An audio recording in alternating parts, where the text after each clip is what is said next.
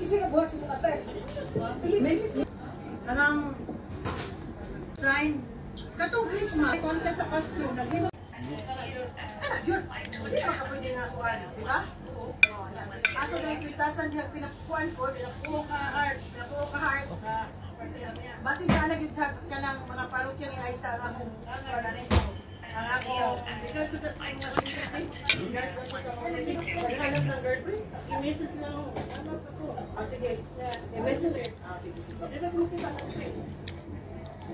oh shout out daw money in high school shout out sa anak ni Ma'am Lucia gorgeous mama na ko Lucia nasa ko babae dito na ila Lucia ingalan nakisar pagkasabi kay Pinoy in Holland mag-mute siya di napindot hala uy isa ay nagtanugan ang mga chismisan eh Pinoy in Holland Colin Pinoy in Holland hi Colin Pinoy in Holland the famous blogger in the 30th Street I would like to set a formal Duterte Street appointment kaya nakalay siya malay tagawa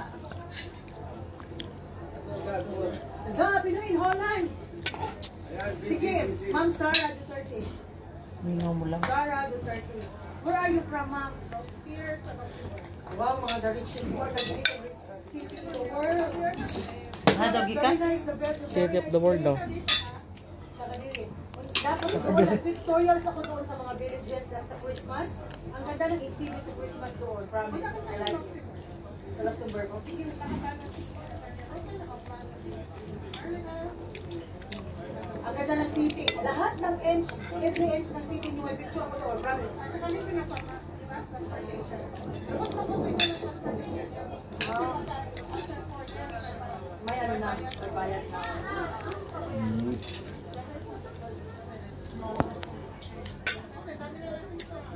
Tapos nagtanong ako sa asawa ko ba, they are so rich.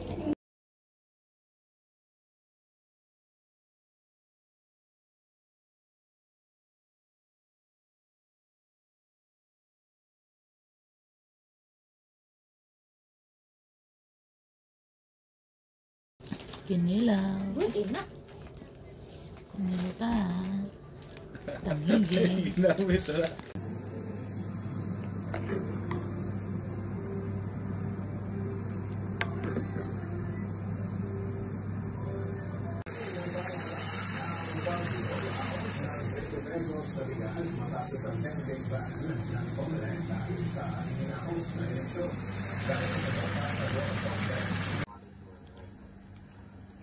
Kaon.